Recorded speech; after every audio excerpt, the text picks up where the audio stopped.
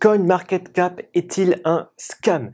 Est-ce que vous devez absolument arrêter d'utiliser ce site qui a des données qui sont complètement fausses?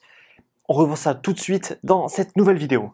Alors, CoinMarketCap, c'est le site par excellence où je pense que vous allez très régulièrement pour aller voir un petit peu l'état de santé du marché. Allez voir un petit peu quel est le top 5, top 10, top 20, top 100 des crypto-monnaies du moment. Je pense que vous vous basez beaucoup sur les informations qu'il y a sur ce site pour vos prises de position. Est-ce que c'est la bonne chose? Est-ce que les infos qu'il y a sur ce site sont bonnes? On va voir ça tout de suite aujourd'hui. Alors, première chose dont j'aimerais qu'on parle, c'est le nombre de tokens qu'il y a en circulation. Si je vous dis que 75% de toutes les crypto-monnaies sur CoinMarketCap ont des informations qui sont erronées, qu'est-ce que ça vous fait? 75%. Si je vous dis que même des cryptos du top 20 ont des informations totalement fausses, d'accord, qui biaisent complètement le market cap et donc en fait son classement. Et ça, c'est vraiment grave. Je vais vous donner deux exemples. Cardano et le Binance Coin. Cardano sur CoinMarketCap et sur ensuite beaucoup d'autres sites qui en fait ne font que calquer CoinMarketCap, ils affichent 25 milliards d'ADA en circulation. Et donc tout le monde se base sur ça pour calculer le market cap et pour calculer son classement, pour avoir son nombre de tokens en circulation, etc. Tout le monde se base sur CoinMarketCap et leurs informations qui donnent 25 milliards.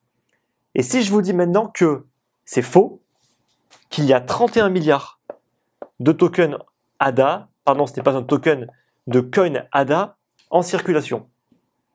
31 milliards. Qu'est-ce que ça va faire? Ça va changer son market cap, qui sera beaucoup plus élevé. Ça peut même changer son positionnement. Il pourrait peut-être gagner une place, deux places.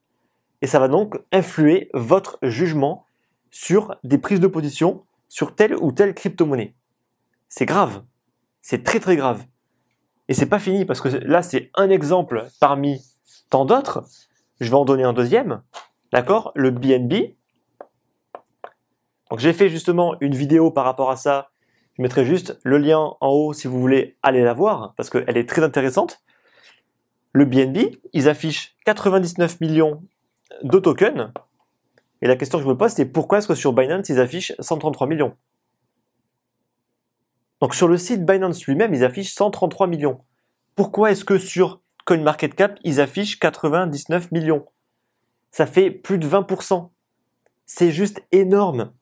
Ça modifie encore son market cap qui va être revu à la baisse, alors que techniquement, si on prend les valeurs qu'il y a sur Binance, on est à 133 millions. Donc ça va encore biaiser son classement, le faire descendre dans le classement général, et donc moins de personnes vont l'acheter. C'est mathématique. Forcément, en fait, les cryptos du top 5 vont être beaucoup plus achetés que les cryptos du top 20, du top 50 et du top 100. C'est complètement logique. Mais si les fausses données faussent en fait le classement général, ça va tout simplement fausser, j'ai envie de dire, les données sur lesquelles les investisseurs et les spéculateurs vont se baser. Et ça, c'est vraiment grave. Donc ça, c'est un des premiers problèmes, parce qu'il n'y a pas que ça en fait comme problème sur CoinMarketCap. Il y a une deuxième problématique, d'accord, c'est ce qu'on appelle les tokens ou les coins qui ont été burn. Donc qu'est-ce que ça veut dire que un coin qui a été burn? Ça veut dire que le coin a été détruit. Mais il n'a pas été réellement détruit parce qu'on ne peut pas le détruire en fait. On a juste détruit les clés privées qui permettaient de contrôler le porte-monnaie, ou alors on l'a envoyé sur un smart contract où on ne peut pas sortir, tout simplement. D'accord? Donc il y a plusieurs méthodes de burn, détruire des coins. Très souvent, on va soit supprimer les clés privées, mais pour être encore plus transparent, on peut tout simplement faire un smart contract dans lequel on ne peut tout simplement pas sortir les coins. Et on va envoyer tous les coins qu'on veut détruire dedans. Et c'est ce que font aujourd'hui la plupart en fait, par exemple, des crypto-monnaies. Le problème qu'il y a, c'est que on sait pertinemment qu'il y a eu pas mal de coins, par exemple, de Bitcoin, qui ont été burn par tel ou tel site, à cause de tel ou tel piratage, à cause de telle ou telle erreur.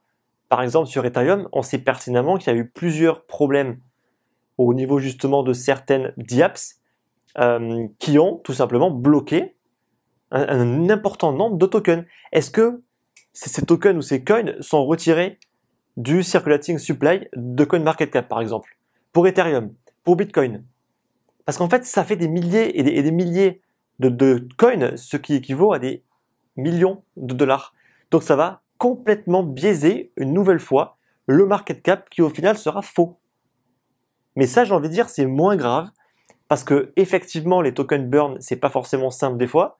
Bon, Bitcoin, on sait qu'il y en a environ 4000 qui ont été burn, ça on en est sûr à 100%. Ils n'ont pas été retirés, très bien. Après, je dis pas qu'il faut aller compter jusqu'à ceux qui ont été perdus parce que là, c'est très compliqué. Mais on sait qu'il y en a énormément qui ont été perdus. Ça, on le sait. Mais on peut pas les compter. Et c'est pour ça qu'il faut vraiment se dire que le market cap qui est affiché, il est complètement faux. Complètement. Il faut absolument pas se baser sur ça pour prendre des décisions. Ensuite, autre problème. Je suis sûr que vous avez déjà remarqué sur CoinMarketCap ça. Je suis sûr. Sur plein de cryptos, alors peut-être pas celle du top 20, je vous l'accorde, mais sur des cryptos du top 50, du top 100 et encore après, ceci, à la place par exemple du volume d'échange, à la place du nombre de tokens qui est en circulation, on retrouve ceci. C'est étrange quand même. J'ai envie de dire, c'est quand même très étrange. Pourquoi ils ne seraient pas capables d'avoir le volume? Pourquoi ils ne seraient pas capables d'avoir le nombre de tokens en circulation? C'est quand même drôle de lister un coin et de ne pas être capable de lister des informations aussi basiques. Et là où ça va encore plus loin, c'est que parfois l'info est présente et du jour au lendemain, il y a ça. Pourquoi? Maintenant, je vais vous dire en fait la conséquence de ça. Quand une crypto-monnaie se retrouve avec des informations qui sont plus affichées et qui sont comme ça, son volume d'échange, il s'effondre complètement. Parce que les gens ne vont pas avoir confiance, ils vont se dire c'est quoi ça? Pourquoi il n'y a plus de volume d'échange? Et ils vont plus du tout en acheter. Et ça c'est dramatique. Pourquoi? Parce qu'une crypto qui a un volume qui s'effondre, plus personne ne l'achète ni ne la vend, il y a un risque énorme qui peut se passer, d'accord? Ce qu'on appelle le délistage. Un délistage, c'est juste quand le coin ou le token est retiré du site d'échange. Et le jour où ça arrive, s'il n'est plus présent sur aucun site d'échange, il vaut zéro. Il ne vaut plus rien. Et le projet sera enterré. Donc, CoinMarketCap a un droit de vie ou de mort sur n'importe quelle crypto-monnaie. Alors bien sûr, celle du top 20, voire du top 50, ça risque d'être assez compliqué, mais toutes celles qui sont en dessous peuvent potentiellement être tuées par un seul site, qui est CoinMarketCap, en mettant ça. En mettant ça, ça va drastiquement faire chuter son volume d'échange, la confiance même que les gens vont avoir envers cette crypto-monnaie, et c'est vraiment grave qu'un site comme CoinMarketCap ait ce pouvoir. Ça, c'est aussi un énorme problème. Le dernier problème, ça va être qu'en fait, toutes les cryptos ne sont pas listées. Alors, pour être listé sur CoinMarketCap, il faut payer.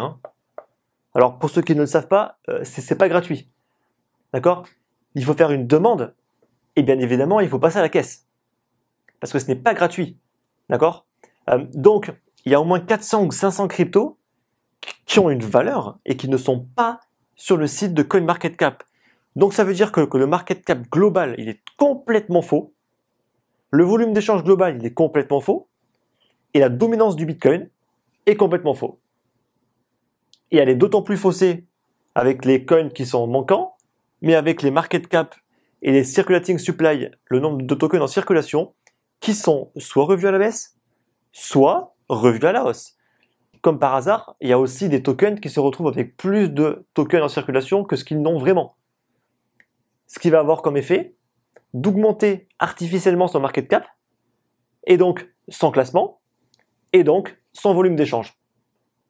Donc, là où je veux en venir, c'est que on a un site comme CoinMarketCap qui a une dominance. Il domine complètement ce marché, qui est des statistiques par rapport au monde des crypto-monnaies. Tout le monde, quasiment tout le monde, va sur CoinMarketCap, ce qui en fait aujourd'hui un des sites les plus visités au monde. Il est dans le top 200 des sites les plus visités au monde. Top 200. D'accord? C'est juste énorme.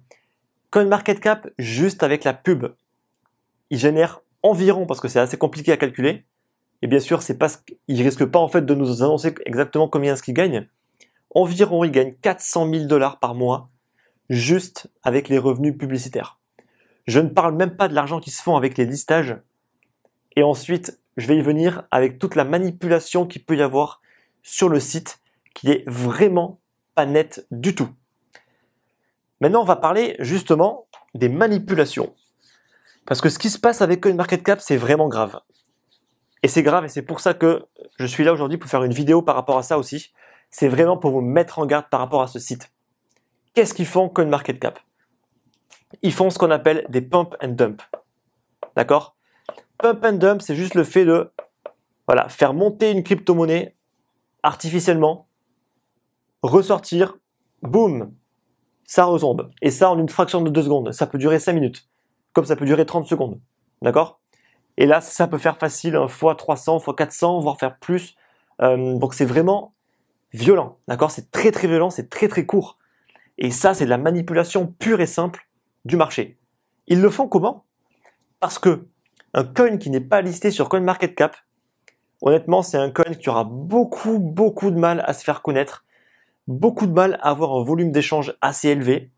Et donc, j'ai envie de dire, c'est une obligation aujourd'hui pour n'importe quel ICO coin d'être listé sur CoinMarketCap. Donc, ils doivent payer. Parce que sinon, ils savent que leur volume d'échange sera hyper faible. Et que dès qu'il va apparaître sur CoinMarketCap, son volume d'échange va monter. D'accord? C'est mathématique, c'est là où les gens vont pour aller trouver les nouvelles cryptos. C'est vraiment, j'ai envie de dire, un site obligatoire pour justement trouver les nouvelles cryptos, alors qu'il y a peut-être d'autres sites, mais la plupart des gens vont utiliser CoinMarketCap. Qu'est-ce qui a été prouvé? D'accord? C'est que, comme par hasard, juste avant des listages de coins, il y a une petite activité qui se déclenche au niveau du volume sur la crypto-monnaie en question, où il y a miraculeusement des gens qui vont acheter en masse cette crypto-monnaie juste avant son listage.